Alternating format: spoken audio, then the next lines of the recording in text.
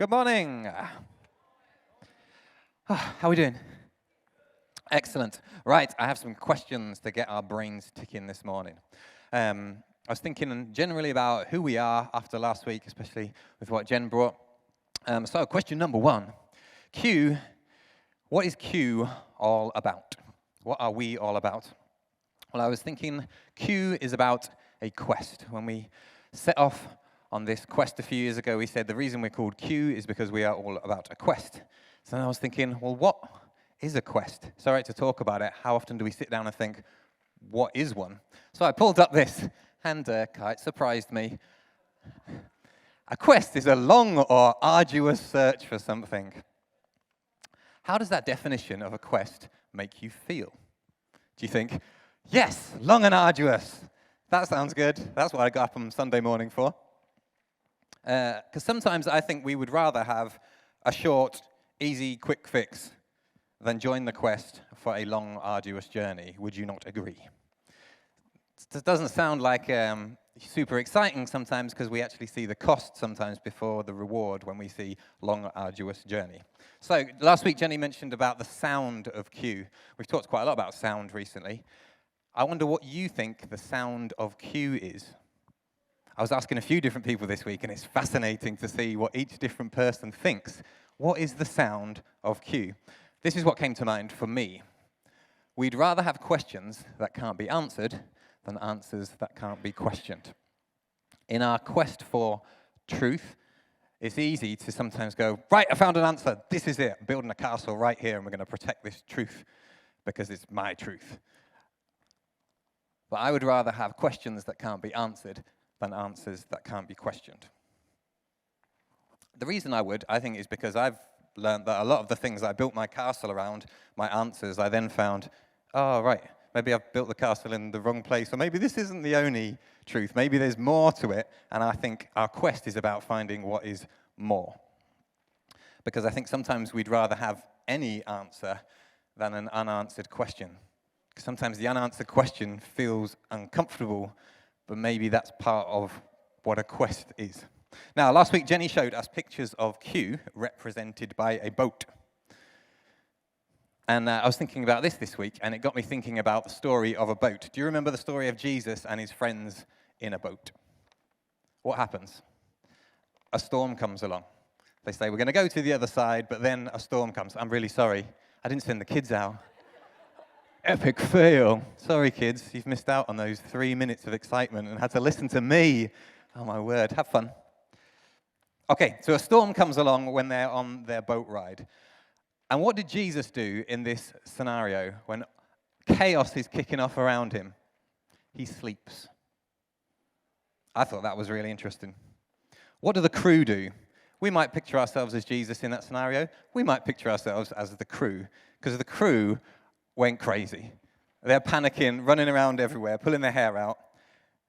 What occurred to me this week is they wanted to be saved. So they looked for their sleeping savior, and they tried to wake him. I wonder when chaos is kicking off in your life, or when there's unanswered questions, whether you're looking for a savior, you might be like going, God, wake up! What the hell is wrong with you? Why haven't you answered my question already? It might not be God that you look to. It might be something else that you look to, that you think is your sleeping savior, that you're looking to be awake and present and recognize the chaos that's going on. Shouldn't Jesus have been awake? I mean, if he really cared, shouldn't he been awake to the disaster that was going on around them? Why did he sleep? I had a couple of thoughts on this. Maybe he trusted his friends to get him to the other side. Maybe he thought, well, you're fishermen, you know your stuff. Why are you trying to bother me? I'm just a carpenter. Maybe plain sailing wasn't the objective for him. Maybe he thought, don't know, if we get to a storm, I'm not going to be worried, because actually, I'm not worried about this being a smooth, plain sailing journey. Maybe there was something else going on. This question occurred to me. Is the experience we have on the boat of life determined by the storm around us or by the story going on within us? Because I don't know about you, but for me, most of the time, my attention is the storm that's going on around me. Maybe even the storm that you are being or not being, the circumstances. I wonder if our attention was on the story that was going on within us, whether we'd have a different experience on the boat ride. Is our focus on the visible things that we are seeing and observing around us, or on the unseen world that is going on within us? So, as we continue on this quest together in a boat called Q, we are asking the question this morning, what is the next right thing for us? And we are revisiting an amazing message that Anth brought about 15 months ago, I think, and it's called The Next Right Thing. And I think it's interesting how we frame that question. My next question is, what do you think of when I say, what is the next right thing? Are you thinking about details, circumstances, stuff, people? Or when you think, what is the next right thing for my life, are you thinking about internal things like maybe what is growth for me? What are the things that I might need to change, or understanding that I might need to see differently internally? Maybe as we shift our focus from the external, visible storm of our circumstances to the unseen story that is going on within each of us, we'll start to understand what is the most important for us in this moment. So, are we open to the possibility this morning that the next right thing might be something completely unexpected? Well, good morning and welcome to our friends from across the globe. I talked 2 sessions ago about joining the dots and the power of doubt. And in that talk, I stated that in joining the dots, the numbers usually found on the puzzle, remember when you did it as a kid, 1, 2, 3, 4, 5, should be replaced with the word next, insofar as it relates to life. My reasoning for that was there's enough pressure on life and enough things that translate to us as judgment and condemnation without us feeling that somehow in life there is a 1, 2, 3, 4, 5, 6, and that if you don't get that, not only the numbers, but in the correct sequence, that somehow your life will never be what it should be. Now, for those of you raised in church, that was a particular problem for us because we called it, you will have missed the will of God. And that was a very frightening and terrifying thing. And then in the last session, when the guys did such a fantastic job of just reflecting on the things we've talked about, Connie sung The Next Right Thing. And that inspired today's theme. And I found myself asking the questions, what does next look like?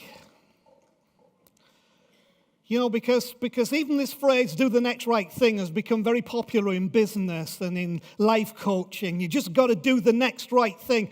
And I was raised in church, and I'm used to in church preachers throwing out phrases that sound amazing, and you think, yeah.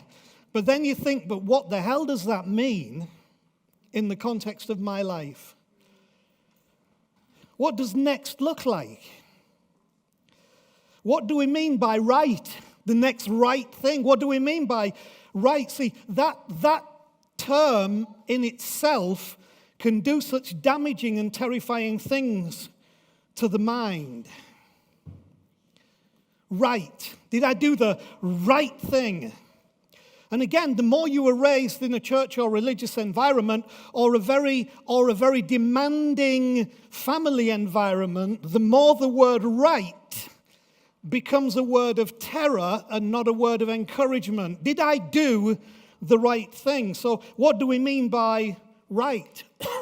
Have we made it way more than it should ever be? Have we made it an obsession that actually has now become a condemning judgment rather than an encouragement that pushes us on to greater things? What do we mean by thing? What is a thing? What does a thing look like to each of us? And how do I really know, this is the big question then, that it is the next right thing? So I want to do the next right thing, but how then do I really know it's the next right thing? Can you see how we get a whole set of things around this that seem such a positive statement that ultimately when we begin to wrestle with them on a personal level, they don't quite inspire the hope that they should. Now, in the video clip that we watched, that's Tony Stark, a.k.a. Iron Man in the Marvel Comics superhero catalog. And he has a life-changing experience that emerges not from some great act of saving the world, but from 3 months in the frustration of being kidnapped into captivity. And so often, I think I've lived long enough to know that the life-changing experiences we have usually relate to the 3 months that we were kidnapped in captivity than to the other stuff, because most of that, life is just pushing us along. We're riding the wave of life, and we never stop to really think about what's happening and what might be the next right thing. And coming out of this kidnapped into captivity, he could see clearly the next right things to do and to be. And that primarily involved eating a cheeseburger. And one of the reasons Chris got this clip and had it put together is because sometimes the next right thing is eating a cheeseburger. Well, you should go to the hospital. No, I know what I need to do next. I need to eat a cheeseburger. Now, that might sound the stupidest, dumbest, most irrelevant thing in the world, but sometimes eating a cheeseburger is the next right thing in the context of your sanity and your willingness to engage with what it is that you're involved with. It's interesting that after Jesus performed miracles, in the biblical narrative of the Gospels, it seems to me that he made the next right thing unmistakably clear. But it was rarely what we probably would think it should have been. To a leper that he healed, and you're a leper in first century world, he said, "Don't tell anyone." What? He's just been healed. He's just got rid of his leprosy. Don't tell anyone. Just go and show yourself to the priest. Don't tell anyone. Just go and present yourself to the authority that can tell you what you need to know so you can get on with life. To a paralytic man who'd been 38 years paralyzed. And in that state, Jesus said to him, "Get up, pick up your bed, go home." That was the next right thing. To a guy called Jairus, who was a synagogue ruler, and his wife, whose daughter got sick, and they sent for Jesus, but before Jesus arrived, the daughter died in the narrative of the story, and when Jesus arrived, the daughter was dead, but the story says that Jesus raised her from the dead, and I actually now don't think that the point of the story of Jairus was Jesus raising the daughter from the dead. I think it was about the next right thing. Because when the chances were good that he could get them to swear their lives away for his sake, he didn't perform a lecture about dedicating their lives to him or about what grand plans he had for their girl now that she was alive. You know the whole thing, if you heal me, I'll serve you forever. If you'll just heal my kid, I'll give my whole life to you. Jesus could have focused in on that but didn't. Instead, he told them to give her something to eat. After raising their daughter from the actual dead, the one thing Jesus told them in the face of their rapt attention was to go make lunch. At first glance, that seems like a waste of a captive audience.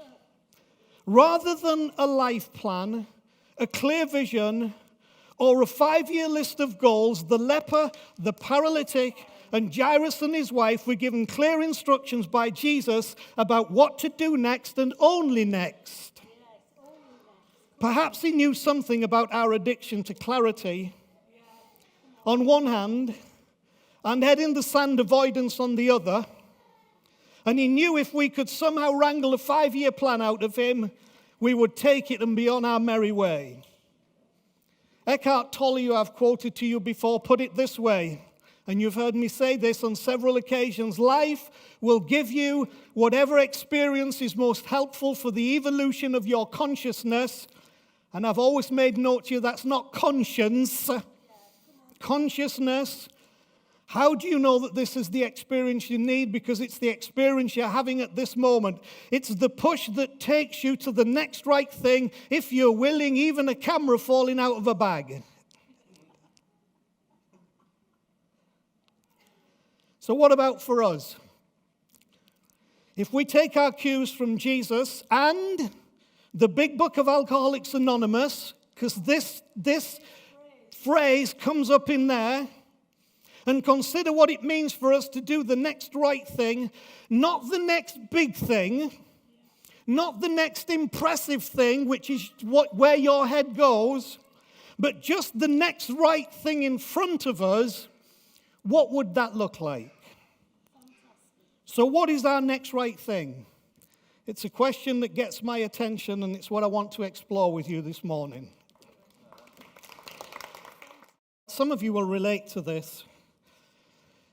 Probably from some a little less than me and all the way up through Eunice and beyond. Living in the moment the way we were raised was almost a sin. I spent so much of my life living in trying to deal with the guilt of the past, which is where the particular presentation of Jesus was helpful, because my past was still there and I was still useless, but thank God for Jesus. And then we spent the rest of the time living in the future. Jesus is coming again. We're looking for his coming. This life is brief. And so what that does in the mind, and I know this is not all of you, but those of you who've been around church for enough time becomes an enemy. There's never enough, and it's a threatening thing, because what you do with time is going to determine what happens to you in eternity. Now, I have some huge problems with that, as you know, at this moment, but I'll say a little bit about that as I finish this section. Now, Kung Fu Panda, which is a great film, it's just awesome. I think the characters behind these films are great. It's a bit like Robin Williams as the genie in Aladdin, and Jack Black as the panda here. Just absolutely, I just think their ability to do that is phenomenal. But he related a feeling that I think we've all had at some time. Some of you carry this around all the time. I probably sucked more today than anyone in the history of Kung Fu, in the history of China, or in the history of sucking. How many of you felt that? And I realize some of you, and some of you I'm talking to, that is it's a constant personal image that you suck more today than anybody sucked ever in the history of sucking. Well, you didn't and you don't, but that doesn't negate the feeling of how we get there. And we get there because of the very things we're talking about this morning, and why it's so important that we learn the simplicity of doing the next right thing, and not the pressure of it. And so he expresses that by the things that we're all familiar with. Now, of course, the 5 are the Kung Fu masters that he's supposed to become part of that, because he's the dragon warrior, but he doesn't know it yet. And so we get these statements like, I'm not like, and that's part of the whole thing of sucking. I'm not like. And we look around and see people and see things, and that's why I hate a lot of reality TV, because it's false to start with, but young guys and young girls look at that and immediately think, I'm not like. My body's not like. I don't do this like. And so we get all the struggle that's coming in with the psychology of youthfulness now, that is so much built around I'm not like. And then maybe I should just quit.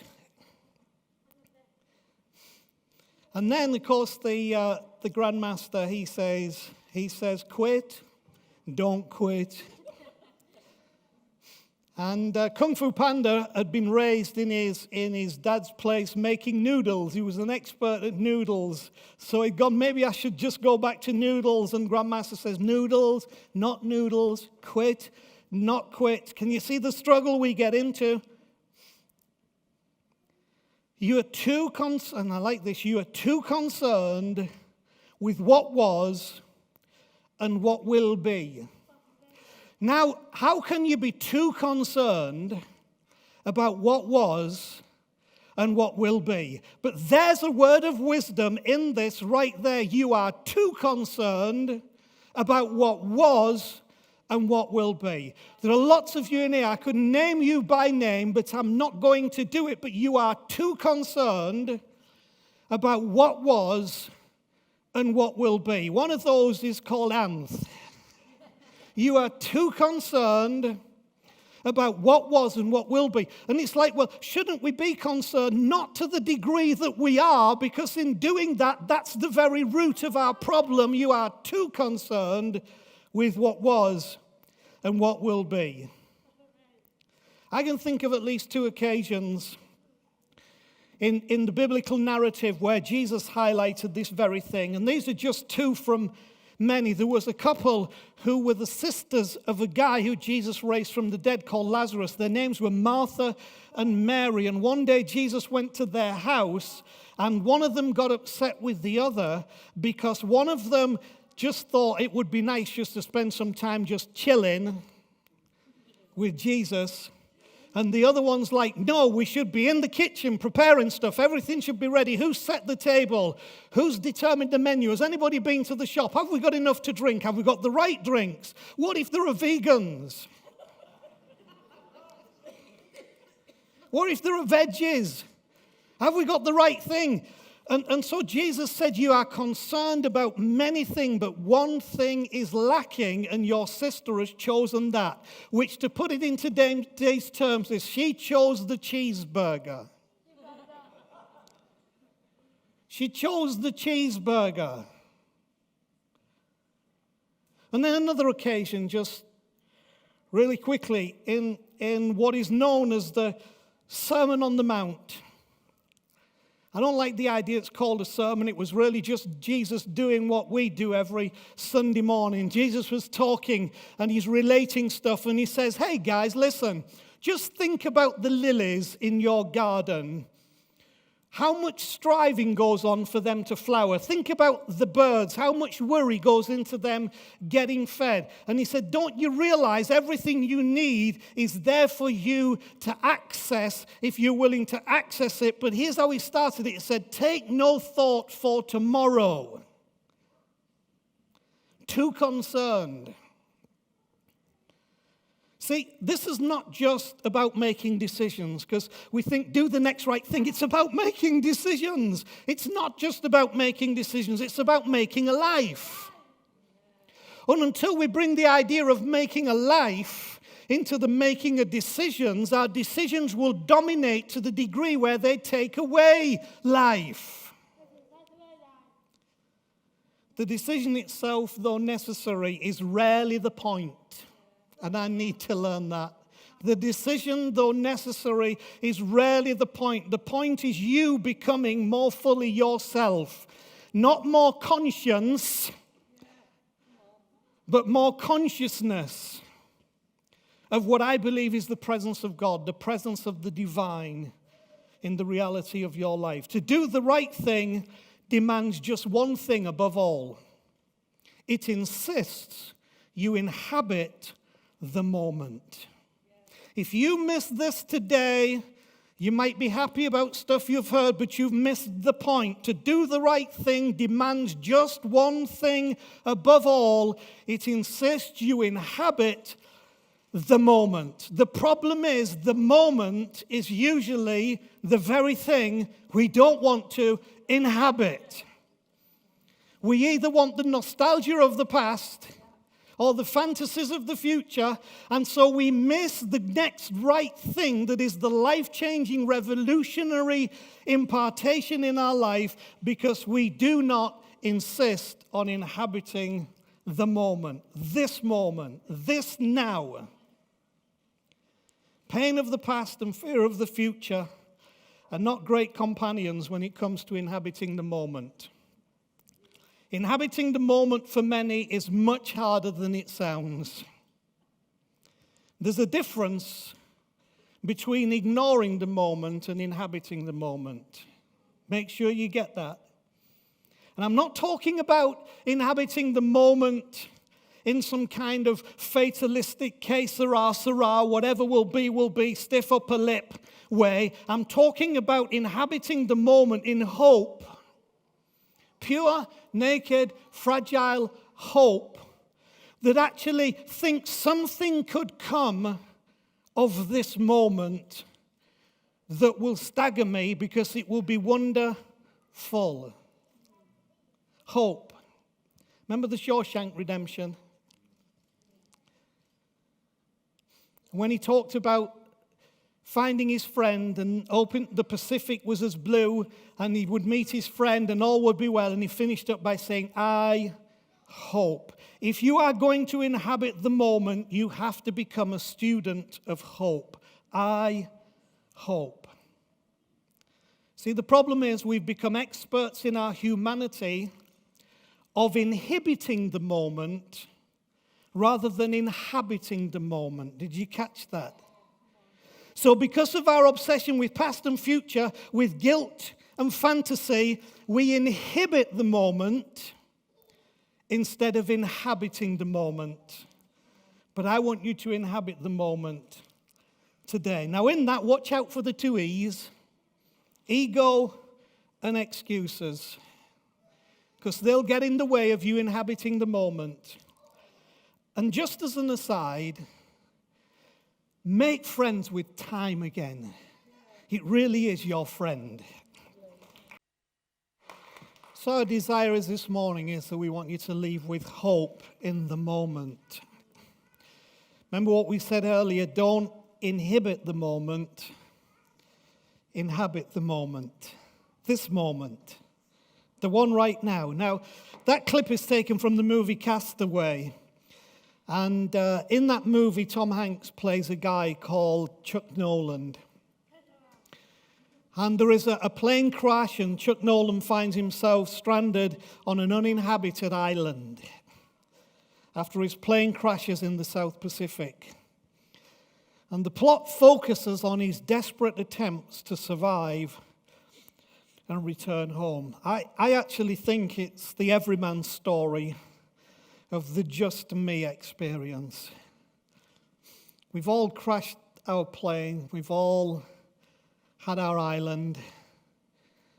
We've all had our feelings in that island. We've all had the times on that island when we thought, I'd just like it all to end. We've all had the struggles on that island of how do we survive? How do we make it through? Will we ever make it home? And at the end of the movie, which was the clip we showed, we get treated to an insight into Chuck Noland's mind during that time.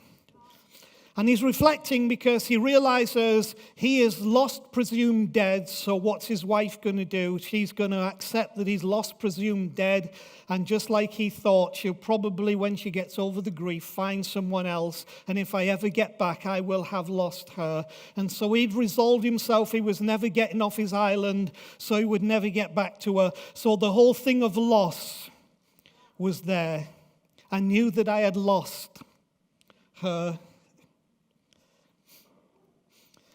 And he gives the reason, he says, because I knew I was never going to get off that island. I was going to die there totally alone. And that's the problem with this thing that grips us when we're wrestling with inhabiting the moment and we get stuck in the lies that have gripped us in past and future, and then we are without hope, that we become convinced that we're never getting off that island that we're on. Some of you think, I'm never getting off this island. I'll die in this totally alone. Because he'd become not just a castaway, but a cast away. And to those of you this morning who are in certain situations, I know that you feel like you've been cast away. You've become a castaway, just like he was on this island. And of course, then he talks about, and not that we propagate suicide as a solution to anything, it isn't. But I do understand what drives people there, and of course, like some of us, he's trying to make sure that his attempt at suicide would be successful, meant that in his testing the system broke down. So he says, I couldn't even kill myself successfully. And he comes to the conclusion, I had power over nothing. Powerlessness. The only thing I could do was stay alive, keep breathing. The only thing I could do was sit down, eat a cheeseburger, have a think. the only thing I could do is pick up my mat and go home and reflect. The only thing I could do was stay alive and keep breathing. Because here's a wonderful statement. What logic says about your situation can and may often in the course of your life be proven all wrong. Boy, there's a great lesson. Even the logic of the situation that we add the thing together can and most often in the course of your life be proven to be all wrong. And the only way to get through that is you have to inhabit the moment, stay alive, keep breathing. Because here's what he says. The tide came in and it gave me a sail. He needed a sail so he could build a raft, so he could get off the island. And the tide came in and it gave him a sail. The tide was coming in. But the tide coming in was not the answer. But what came in on the tide was. And I can guarantee you, after 65 years of life, when you inhabit the moment, the tide will always come in. And on the tide will be the sail that you need to take you off your island. I think it's amazing for us that we know the tide comes in twice a day. Can you believe that for your life? I think then came possibly the wisest words of all in respect to the human journey. And this is so much about what it means to do the next right thing. You've got to keep breathing because tomorrow the sun will rise and who knows what the tide could bring. That's hope. Now, of course, in this we get into the science of the subconscious. What do I mean by the science of the subconscious? Heart, mind, gut. Feel, think, sense. Oh, but I feel. Yeah, but I think. Well, I just sense. And those are the issues that make us inhibit the moment rather than inhabit the moment, and that stop us understanding the next right thing is not the next big thing, it's just the next thing. And the sail comes in on the tide. And so somebody posted this this week, and I wanted to read it to you with a few amendments. My brain and my heart divorced a decade ago over who was to blame about how big of a mess I had become. Eventually, they couldn't be in the same room with each other. Now my head and heart share custody of me. I stay with my brain during the week, and my heart gets me at weekends. They never speak to each other. Instead, they give me the same note to pass every week, and the notes they send to one another always say the same thing. This is your fault. On Sundays, my heart complains about how my head has let me down in the past. And on Wednesdays, my head lists all of the times my heart has screwed things up for my future. They blame each other for the state of my life. There's been a lot of yelling and crying. So lately, I've been spending a lot of time with my gut, who serves as my unofficial therapist. Most nights, I sneak out of the window of my ribcage and slide down my spine and collapse on my gut's plush leather chair that's always open for me. And I just sit until the sun comes up. Last evening, my gut asked me if I was having a hard time being caught between my head and my heart. I nodded. I said I didn't know if I could live with either of them anymore. My gut squeezed my hand. I just can't live with the mistakes of the past or the anxiety about the future, I sighed, but my gut smiled and said, in that case, you should go visit your lungs for a while. Go and watch. Don't say anything. Just watch. I was confused. The look on my face gave it away. If you're exhausted about your heart's obsession with the fixed past and your mind's focus on the uncertainties of the future, your lungs are the perfect place for you. It's the place where yesterday and tomorrow are of no consequence. There is only now. There is only inhale. There is only exhale. There is only this moment.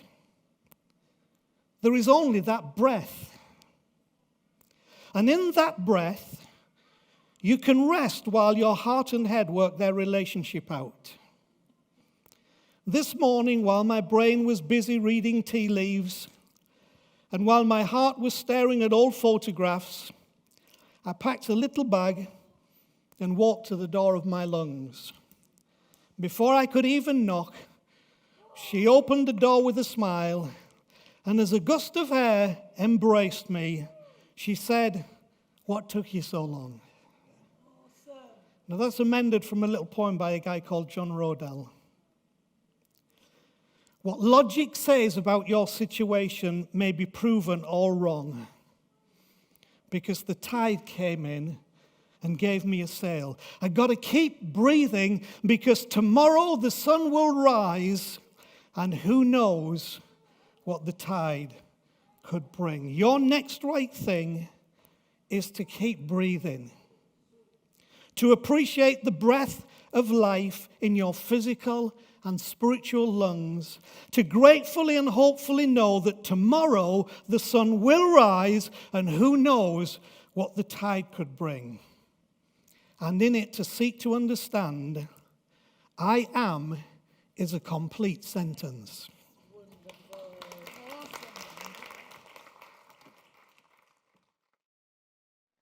The next right thing. That's literally the million-dollar question here right now, isn't it? I mean, I don't know how anyone's feeling after last week and Jenny's talk. I'm sure a lot of you have been having some questions this week, which, if you do have any, please come talk to us. Don't struggle on your own. There's a lot that we're sifting through at the moment as a house and figuring out, which is why we really wanted to share this morning, because we think it's a really powerful expression of how we can move forward. Because so often, we can get so caught up, as Ant said, in what will be and what was. And, we're definitely in that kind of tension right now, aren't we? It's very, very real at the moment. And it's difficult. But the takeaways I think we need to kind of go away with this week from this morning is particularly the simplicity. I loved that. The simplicity of the next right thing, and not the pressure of it. Because I think that's the problem, isn't it? When we feel that pressure and that tension, that's when we can really get ourselves caught up. And we get too concerned about what was, and what will be. We get so pressured to reimagine what was. We have to make it like that. We've got to do this. And, sometimes you just can't do that. But then we also get so bogged down with what it's going to look like, what it's going to be, personally for your own life as well as here. But whenever you're reflecting back on things and looking forward, you've got to always remember that each and every one of us are going to do that differently, because we're all going to do it from our own filters, from our own preferences, from our own beliefs, from our own stuff.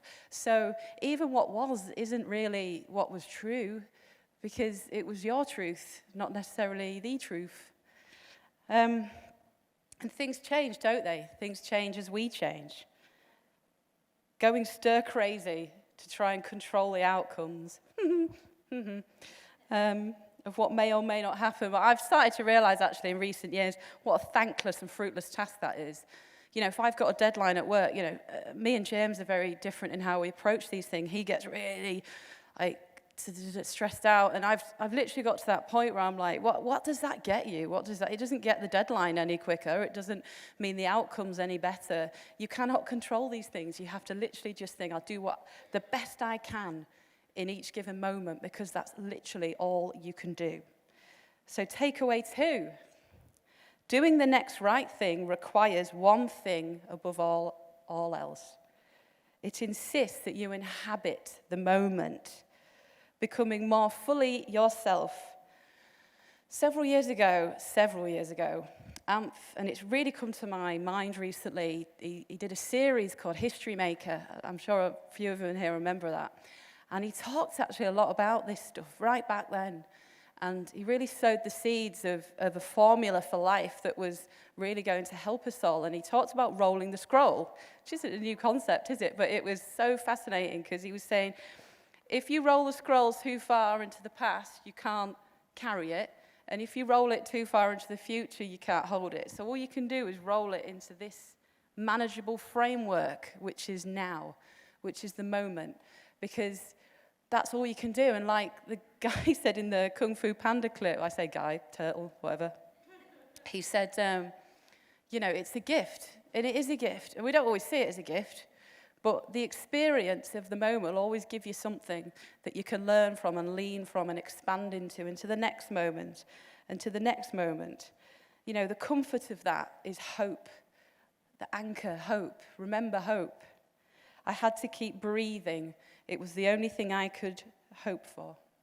And Tom Hanks said that, didn't he? And takeaway 3 for this morning then is life will give you whatever experience is most helpful for the evolution of your consciousness. Now, I'll expand on that a little bit, but it's kind of like, it's exactly what Anth was saying in that last section, that the tide will bring you what you need.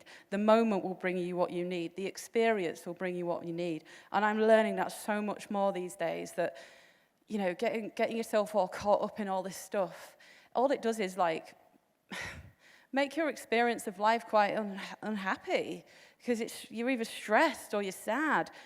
And we've got to let that stuff go. We've got to move with these things and roll with the tide and go with the flow and all that stuff that we've talked about a lot recently about, embracing that moment. So another thing that Anth talked about in the History Maker was rest. And I've been thinking a lot about rest lately. I listened to a podcast recently where they were talking about rest, and actually in our modern world, even rest we've made into a goal. I have to be at rest. I have to be at rest. I have to meditate. I have to do this. And it just becomes another thing that you just add to your list of things to do, when actually rest is so much bigger than that, and it's so much more simple than that. That it's just about being, and it's just about whatever emotions or experiences or things you're going through, that you just kind of, like I said, roll with that and embrace that, because that's actually rest. It's not letting yourself be too carried away by these things. It's just trusting the processes and trusting that rest is just a state of being, because everything you need will be given to you in these moments. So Danny asked us earlier, about Jesus in the boat. He said, why? Why did he sleep in the boat when it was in the storm? Because I think Jesus understood rest. That regardless of what is around us, that you can remain at rest, be in rest, live from rest, as he knew that life would give him whatever experience is most helpful. And he trusted that the gift of the experience was the present. That the storm didn't have to, I'd have been the disciples going, what are you doing? But I love that in that storm, he just rested, because he was totally in his consciousness, and he knew that running around like headless chickens isn't going to affect anything. It's not going to change anything. It's not going to make anything better. It's just going to make you run around like a headless chicken. He understood as well that the waves would bring him a sail, as Ant said so beautifully at the end. So Q, it's time to take rest. Because our next right thing is to do that, is to take rest, to breathe, to take the simplicity of the next step in the hope and trust that life and the tide will bring me what I need and bring us what we need. I might come off this stage now. My next right thing is to come off this stage and have a cup of tea and a chat probably. And those conversations might spark something that might spark something else. That's what we mean when we say these things will bring you something. There's always something to learn. There's always something to gain. And you've just got to trust that. And it's time for us to rest and see what the next right thing is for here.